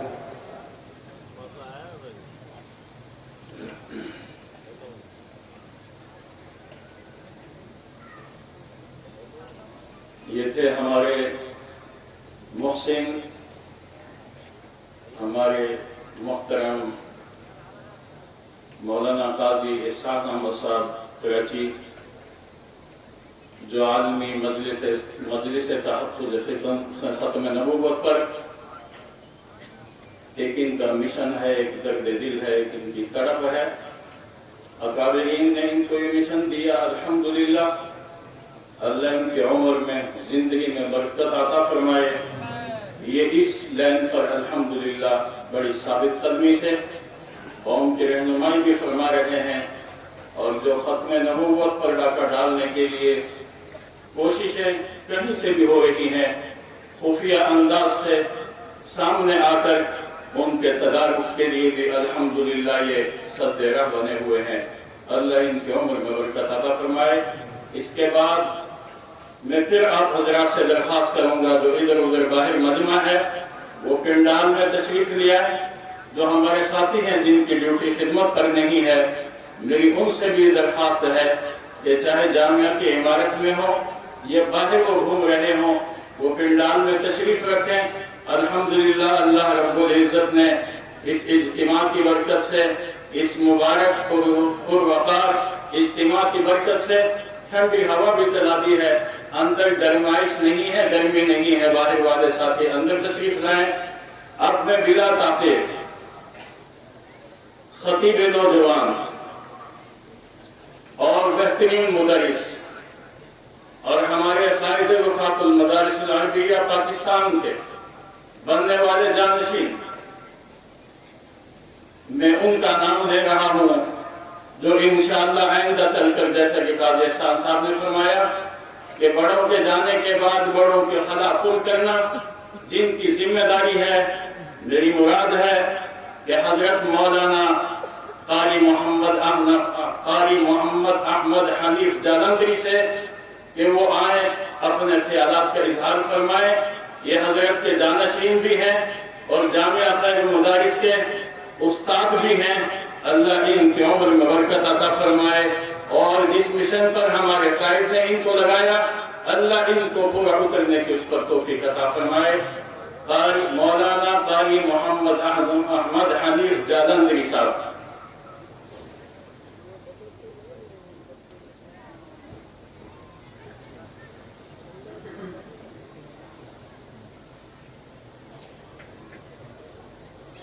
الحمد لله وحده والصلاة والسلام على من لا نبي بعده ولا أمة بعد أمتي ولا كتاب بعد كتابي ولا رسول بعد رسولي، أما بعد، فأعوذ بالله من الشيطان الرجيم، بسم الله الرحمن الرحيم، إنا نحن نزلنا الذكر وإنا له لحافظون. وقال النبي صلى الله عليه وسلم: يا أبا هريرة، تعلم القرآن وعلمه الناس ولا تزال كذلك حتى يأتيك الموت، فإن أتاك الموت وأنت كذلك زارت الملائكة قبرك كما يزار البيت العتيق، أو كما قال النبي صلى الله عليه وسلم. صدق الله العظيم وصدق رسوله النبي الأمين الكريم، ونحن على ذلك لمن الشاهدين والشاكرين، والحمد لله لله رب العالمين. بزرگان محترم، برادران اسلام، اصحاب فکر و نظر، ارباب علم و دانش، علماء کرام، طلباء کرام، السلام علیکم ورحمۃ اللہ وبرکاتہ. آپ نے یہ مسئلہ سنا ہوگا کہ سلام کرنا سنت ہے اور جواب دینا واجب ہے. میرے سامنے چونکہ لاؤڈ سپیکر ہے، اس لیے میرا سلام آپ میں سے ہر ایک بھائی اور چچا کے کانوں تک پہنچا ہوگا. آپ تمام کا جواب مجھ تک پہنچے گا جب آپ میرے بھائی اور چچا مجھے میرے سلام کا جواب مل کر مرحمت فرمائیں گے. میں اس امید کے ساتھ آپ کو دوبارہ سلام کرتا ہوں کہ آپ تمام محبت کے ساتھ آواز بلند میرے سلام کا جواب مجھے عنایت فرمائیں گے. السلام علیکم ورحمۃ اللہ وبرکاتہ. جزاک اللہ. میں سب سے پہلے اپنے عم محترم، عالم باعمل، استاد الحدیث، ناظم، معاون ناظم سندھ وفاق المدارس العربیہ پاکستان، حضرت مولانا قاری عبدالرشید صاحب دامت برکاتہ العالیہ اور ان کے تمام رفقا صاحبزادگان کا شکر گزار ہوں کہ انہوں نے مجھے اس عظیم الشان مجلس میں مدعو کر کے برکتیں، رحمتیں، نعمتیں آپ کی طرح سمیٹنے کا موقع عطا فرمایا. اللہ رب العزت سے دعا گو ہوں کہ اللہ تعالیٰ اپنی شان کے مطابق ان کو اس کا بہتر دنیا اور آخرت میں بدلہ عطا فرمائیں. وقت چونکہ مختصر ہے اس لیے میں صرف 2-3 باتیں عرض کر آپ سے اجازت چاہوں گا. گفتگو کا آغاز اس شعر سے کرتا ہوں: تمنا ہے کہ اس دنیا میں کچھ کر جاؤں، تمنا ہے کہ اس دنیا میں کچھ کر جاؤں، گر ہو سکے تو خدمت اسلام کر جاؤں. میں سب سے پہلے اپنے بھائیوں کو جنہوں نے اس مادر علمی میں رہ کر جناب رسول اللہ صلی اللہ علیہ وسلم کے ارشادات و فرمودات کو، آپ کی تعلیمات کو اپنے سینوں میں بسایا، عالم دین بنے. اور وہ بھائی جنہوں نے اپنے سینوں کو قرآن سے منور کیا، مزین کیا، سجایا، ان کو مبارکباد پیش کرتا ہوں کہ آپ حضرات نے وہ علم حاصل کیا ہے جو قابل مبارکباد ہے. جناب رسول اللہ صلی اللہ علیہ وسلم سے کسی علم کی تحصیل پر، اس کے حصول پر، اس کو حاصل کرنے پر، اس کے طلب پر مبارکباد ثابت نہیں ہے. صرف ایک علم ایسا ہے جس کی تحصیل پر، جس کو لینے پر، جس کے حصول پر، جس کے طلب کرنے پر لسان نبوت سے مبارکباد کے کلمات صادر ہوئے ہیں، اور وہ علم قرآن و حدیث کا ہے. حضرت ابی بن کعب رضی اللہ تعالیٰ عنہ جو قاری قرآن ہیں، ارشاد فرماتے ہیں کہ جناب رسول اللہ نے مجھ سے پوچھا کہ عبیش بتلاؤ قرآن کریم کی عظیم الشان آیت کون سی ہے؟ میں نے کہا اللہ و رسولہ اعلم، اللہ اور اس کا رسول جانتا ہے کہ قرآن کریم کی عظیم الشان آیت کون سی ہے. مجھے معلوم تھا جواب، لیکن ادب کا تقاضا بھی یہی ہے کہ جب بڑے مجلس میں موجود ہوں تو چھوٹے گفتگو نہیں کیا کرتے، جواب آتا بھی ہو تو خاموش رہا کرتے ہیں. میں ادب نبوت میں خاموش رہا. جناب رسول اللہ نے دوسری مرتبہ پوچھا کہ عبیش بتلاؤ قرآن کریم کی عظیم الشان آیت کون سی ہے؟ میں نے وہی جواب دیا اللہ و رسولہ اعلم. آپ نے تیسری مرتبہ پوچھا کہ عبیش بتلاؤ قرآن کریم کی عظیم الشان آیت کون سی ہے؟ تو میں نے کہا، اور میں سمجھ گیا کہ حضور مجھ سے جواب سننا چاہتے ہیں، اور حکم جب آ جائے تو ادب سے اوپر ہوتا ہے، الامر فوق الادب. تو میں نے عرض کیا یا رسول اللہ قرآن کریم کی عظیم الشان آیت الکرسی ہے. تو حضور اکرم صلی اللہ علیہ وسلم نے فرمایا عبیش تمہیں تمہارا علم مبارک ہو، تمہارا جواب درست ہے. تو وہ علم جس کے حاصل کرنے پر جناب رسول اللہ نے مبارکباد دی ہے وہ قرآن اور حدیث کا علم ہے. وہ جغرافیے کا، معاشیات سائنس کا، ریاضی کا، کسی دنیاوی علوم کی تحصیل پر جناب رسول اللہ نے مبارکباد پیش نہیں کی. اس لیے میں جناب رسول اللہ کی سنت پر عمل کرتے ہوئے آپ کو مبارکباد پیش کرتا ہوں اور آپ کو یہ مشورہ دیتا ہوں. سب سے پہلے اپنے کو مخاطب کرتا ہوں، اپنے آپ کو، اور اس کے بعد آپ کو، کہ اب تک اور اب کے بعد والی زندگی میں کیا فرق ہے. اس کو 2 لفظوں میں یوں سمجھ لیجئے کہ جب تک آپ اس عظیم الشان دینی ادارے میں تھے، دارالعلوم حسینیہ میں تھے، تو آپ اپنے اساتذہ کو دیکھ کر سیکھتے تھے. اب لوگوں نے مجھے اور آپ کو دیکھ کر سیکھنا ہے. ہم نے اپنے اکابر کا نمونہ بننا ہے. ہم نے چیخ چیخ کر یہ نہیں پکارنا کہ میں مدرسے کا طالب علم ہوں، میرے سینے میں قرآن کریم ہے، میں دین کا عالم ہوں، میں نے درس نظامی حاصل کیا ہے، میں علماء دیوبند کے عظیم ورثے کا امین ہوں، میں ان کی روایات کا امین ہوں. بلکہ مجھے اور آپ کو اپنے عمل سے دکھانا ہے کہ لوگ دیکھ کر یہ کہیں کہ یہ دارالعلوم حسینیہ کا طالب علم لگتا ہے، یہ کسی دینی مدرسے کا پڑھا ہوا لگتا ہے. ایسا محسوس ہوتا ہے کہ اس کا تعلق علماء دیوبند سے ہے، یہ ان کے دامن سے وابستہ ہے، اس کے سینے میں قرآن اور حدیث ہے. ہمیں اپنے عمل سے دکھانا ہے، بول کر نہیں. کیونکہ آپ جانتے ہیں کہ جس درخت پر پھل لگے ہوئے ہوں تو وہ درخت چیخ چیخ کر نہیں پکارتا کہ میری طرف آؤ، مجھ پر پھل لگے ہوئے ہیں، بلکہ اس کی جھکی ہوئی ٹہنیاں یہ دیکھنے والوں کو بتاتی ہیں کہ مجھ پر پھل لگے ہوئے ہیں. اللہ مجھے اور آپ کو بھی اس پھلدار درخت کی طرح بنائے. آمین کہتے ہیں. اور اس کے بعد میں ان بھائیوں کے والدین سے، عزیز و اقارب سے، رشتہ داروں سے، خاص طور پر ماں باپ کو مبارکباد پیش کرتے ہوئے یہ الفاظ کہنا چاہتا ہوں کہ جس زمین پر بارش نہیں ہوتی وہاں کی فصلیں برباد ہو جاتی ہیں، اور جس گھر میں دین نہیں ہوتا وہاں کی نسلیں برباد ہو جاتی ہیں. آپ کے والدین نے اپنے گھر میں دین کی تعلیم لا کر اپنی نسلوں کی حفاظت کی ہے. اللہ تعالیٰ آپ کو اس پر استقامت نصیب فرمائے. انہوں نے اپنا حق ادا کر دیا ہے. اب میری اور آپ کی ذمہ داری ہے کہ ہم اب اس دین کی حفاظت کرتے ہوئے آئندہ نسلوں میں منتقل کریں. یہ دین کوئی چھوٹی موٹی بات نہیں ہے. اتنے بڑے مشائخ کی موجودگی میں گفتگو کرنا بہت مشکل ہے. یہ دین، یہ قرآن اور حدیث کا علم، یہ در حقیقت اس دین کی حفاظت کرنا ہے جو جناب رسول اللہ لے کر آئے ہیں.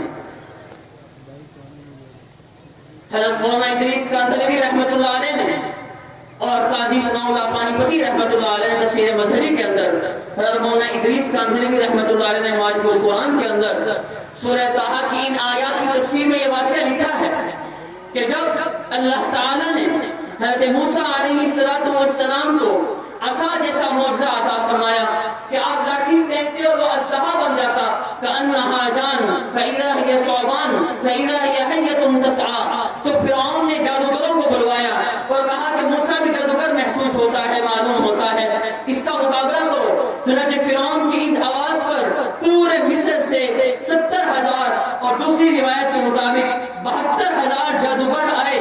جب وہ جادوگر فرعون سے ملے تو ان جادوگروں کے سرداروں نے فرعون سے کہا کہ ہمیں وہ آدمی دکھائیے، ہم اس شخص کی شکل دیکھنا چاہتے ہیں جس کو موسیٰ کہا جاتا ہے، تاکہ ہم اس کو دیکھ کر اپنے مقابلے کی حکمت عملی بنائیں کہ ہم نے مقابلہ کس طرح کرنا ہے. دوپہر کا وقت تھا. فرعون نے اپنے کارندوں سے کہا کہ ان جادوگروں کے سرداروں کو لے جاؤ، ان ماہر فن حضرات کو لے جاؤ اور جا کر موسیٰ کی شکل دکھاؤ، موسیٰ کا دیدار کراؤ. دوپہر کا وقت ہے. حضرت موسیٰ ایک درخت کے نیچے آرام فرما رہے ہیں، اور جب فرعون کے کارندے ان جادوگروں کو لے کر جاتے ہیں تو وہ جادوگر اپنی آنکھوں سے دیکھتے ہیں کہ وہ لاٹھی جس کو موسیٰ پھینکتے ہیں اور وہ اژدہا بن جاتا ہے، موسیٰ خواب استراحت میں تھے اور وہ لاٹھی موسیٰ کے ارد گرد پہرا دے رہی تھی. جب جادوگروں نے یہ دیکھا تو انہوں نے کہا کہ ہم اس کا مقابلہ نہیں کر سکتے، اس لیے کہ ہم ماہر فن ہیں. ہم یہ جانتے ہیں کہ جب جادوگر سو جاتا ہے تو جادو بھی سو جاتا ہے. یہی فرق ہے سحر میں اور معجزے میں. جب جادوگر سوتا ہے جادو بھی سو جاتا ہے، لیکن معجزہ جب نبی نابی ہو تو اللہ دکھا دیتا ہے، سویا بھی ہو تو اللہ دکھاتا ہے. یہ عام انسان نہیں ہے، یہ نبی ہے. لیکن فرعون نے مجبور کیا. میری عزت کا سوال ہے، تمہیں میں نے بلوایا ہے، پیسے دیے ہیں، میں اعلان کر چکا ہوں، تمہیں مقابلہ کرنا ہوگا، اپنے فن کا مظاہرہ کرنا ہوگا. وما اکرہتنا علیہ من السحر، فرعون نے مجبور کیا تھا. یہ اسی کا واقعہ ہے کہ انہوں نے انکار کیا تھا، ہم نہیں لڑنا چاہتے، لیکن فرعون نے مجبور کیا، نہیں اب میدان میں آنا پڑے گا. اور وہ مشہور تھا کہ بڑا جابر ہے، جو بات نہیں مانتا تھا میخیں ٹھوکتا تھا، پھانسی میں لٹکا دیتا تھا. آگے اللہ نے فرمایا وَقَدْ آتَيْنَاكَ مِن لَدُنَّا ذِكْرًا، اے محمد صلی اللہ علیہ وسلم. اس کو مولانا جلال الدین رومی نے اپنے اشعار میں لکھا ہے، ان کو حضرت کانتھلوی نے نقل کیا ہے.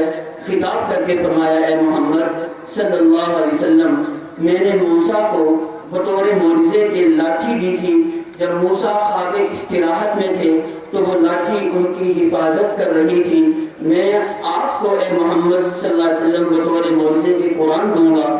جب آپ زیر زمین خواب استراحت میں ہوں گے، یہ قرآن آپ کے دین کی اسی طرح حفاظت کرے گا جس طرح موسیٰ کی حفاظت اس کی لاٹھی نے کی تھی.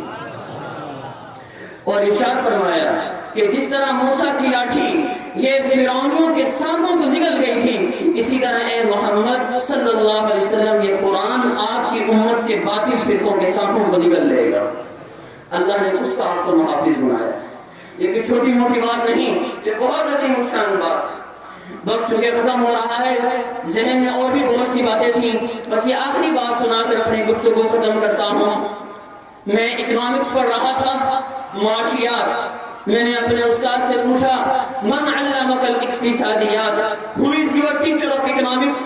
استاد محترم بتلائیے تو صحیح کہ آپ مجھے اکنامکس پڑھا رہے ہیں، معاشیات پڑھا رہے ہیں، آپ نے خود معاشیات کس سے پڑھی ہے؟ انہوں نے اپنے استاد کا نام لیا. میں نے کہا استاد محترم انہوں نے کس سے پڑھی ہے؟ تو میرے استاد نے کہا مجھے معلوم نہیں کہ جس استاد سے میں نے اکنامکس پڑھی ہے اس نے کس سے اکنامکس پڑھی ہے. میں نے کہا استاد محترم میں نے اس دینی مدرسے کی چار دیواری میں قرآن اور حدیث کا علم حاصل کیا ہے. میں پوری سند رکھتا ہوں، سلسلۃ الذہب رکھتا ہوں کہ میں نے حدیث مبارکہ کن سے پڑھی، انہوں نے کن سے پڑھی، انہوں نے کن سے پڑھی، انہوں نے کن سے پڑھی. یہاں تک کہ آخر میں بطور معلم، ٹیچر اور استاد کے میرا استاد کے طور پر جناب رسول اللہ صلی اللہ علیہ وسلم کا نام نامی آتا ہے. اس نے کہا کیسے؟ میں نے کہا سنیے کہ میں نے بخاری شریف کی حدیث مبارکہ پڑھی، اپنے استاد محترم، والد محترم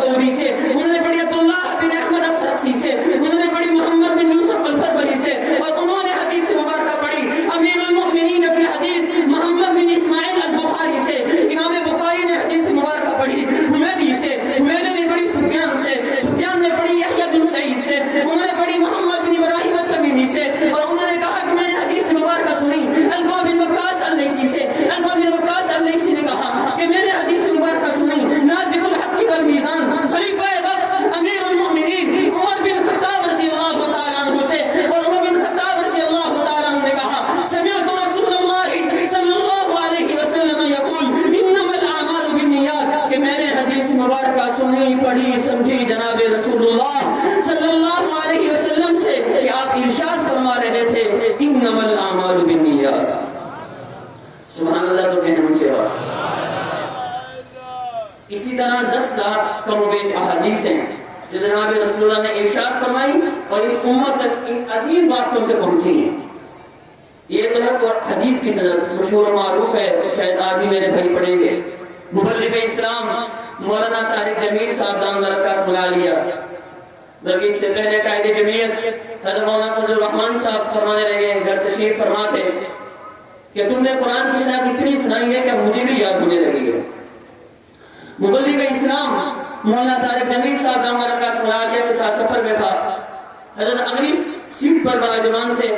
میں نے کہا حضرت جس طرح آپ جناب رسول اللہ صلی اللہ علیہ وسلم کا نسب نامہ بیان کرتے ہیں، محمد بن عبداللہ بن عبد المطلب بن ہاشم بن عبد مناف بن قصی وقت نہیں کہ سنو آدم تک آپ تشریف لے جاتے ہیں، حدیث کی سند بھی بیان کرتے ہیں، اسی طرح قرآن کریم کی سند بھی محفوظ ہے کہ میں نے قرآن کریم کن سے پڑھا، انہوں نے قرآن کریم کن سے پڑھا، انہوں نے قرآن کریم کن سے پڑھا، انہوں نے قرآن کریم کن سے پڑھا، یہاں تک کہ آخر میں میرے استاد کے طور پر کسی انسان کا نام نہیں آتا بلکہ خالق انسان کا نام آتا ہے، اللہ کا نام آتا ہے۔ تو میں ذرا متوجہ ہو کر مولانا فرمانے لگے، احمد تم کیسے کہہ سکتے ہو کہ قرآن کی سند بھی محفوظ ہے؟ میں نے آج تک نہیں سنی۔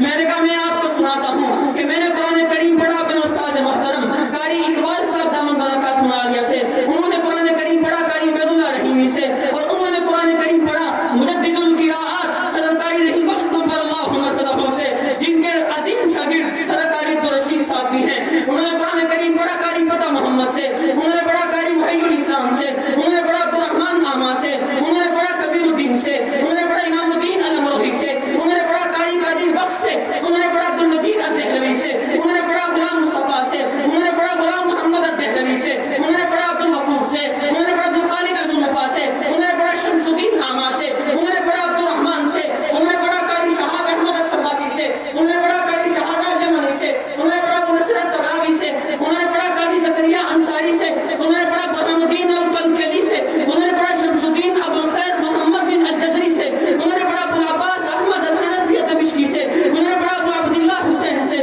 انہوں نے پڑھا عبدالرحمن الدمشقی سے، انہوں نے قرآن کریم پڑھا قاری ابو حسن علی بن محمد السخاوی سے، انہوں نے پڑھا ولی اللہ ابو محمد قاسم الشاطبی سے، انہوں نے پڑھا ابو الحسن علی بن حسین سے، انہوں نے پڑھا ابو داؤد سلیمان بن خلف سے، انہوں نے پڑھا ابو عمر عثمان بن سعید الدانی سے، انہوں نے پڑھا ابو الحسن طاہر بن ملعون سے، انہوں نے پڑھا ابو الحسن علی بن محمد الہاشمی سے، انہوں نے پڑھا ابو العباس احمد الاشنائی سے، انہوں نے پڑھا ابو محمد عبید بن صباح سے، اور انہوں نے قرآن کریم پڑھا سید الطائفہ ابو عمر حفص الکوفی سے، انہوں نے پڑھا امام عاصم کوفی سے، انہوں نے پڑھا شیخ سعد بن الیاس سے، اور شیخ سعد بن الیاس نے قرآن کریم پڑھا عثمان بن عفان، علی بن ابی طالب، زید بن ثابت، عبیش بن کعب، عبداللہ بن مسعود رضوان اللہ تعالی علیہم اجمعین سے، اور ان پانچوں صحابہ کرام نے قرآن کریم پڑھا، سمجھا، سیکھا صاحب قرآن جناب رسول اللہ صلی اللہ علیہ وسلم سے، اور جناب رسول اللہ نے قرآن کریم لیا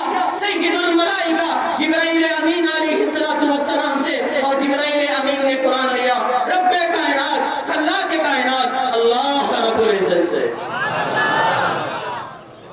میرا اور آپ کا علم مستند ہے، اتھینٹک ہے، مضبوط ہے، ٹھوس ہے، ٹھیک ہے، سکول، کالج، یونیورسٹی میں دیا جانے والا علم محترم ہے، ضرورت ہے، اس سے انکار نہیں، میں خود یونیورسٹی میں فیل کر چکا، اس کی ضرورت سے انکار نہیں، لیکن وہ محفوظ نہیں ہے، یہ علم محفوظ ہے۔ اگر آپ بھی یہ چاہتے ہیں کہ آپ اپنے بچے کو وہ تعلیم دلائیں، اپنی بچی کو وہ تعلیم دلائیں، اپنے بیٹے اور بیٹیوں کو وہ تعلیم دلائیں جو آپ کے بیٹے کو اللہ کا شاگرد بنا دے یا رسول اللہ کا شاگرد بنا دے، تو پھر اپنے بیٹوں کو اپنی بیٹیوں کو دارالعلوم حسینیہ میں داخل کیجئے، کریں گے انشاءاللہ۔ جو ارادہ کرتے ہیں کہ میں بیٹے کو حافظ بناؤں گا وہ ہاتھ کھڑا کریں، اللہ تعالیٰ قبول فرمائے۔ آخر میں شعر کے ساتھ گفتگو ختم کرتا ہوں۔ قرآن سب سے اوپر، کتب سب کی سب نیچے ہیں، قرآن سب سے اوپر، کتب سب کی سب نیچے ہیں، اسی کا حافظ آگے، صدر وزراء پیچھے ہیں۔ مدارس مساجد میں یہی پڑھایا جاتا ہے، مدارس مساجد میں یہی پڑھایا جاتا ہے، اسی کی بخشش ہوتی ہے جو ان سے دل لگاتا ہے۔ وما علینا الا البلاغ۔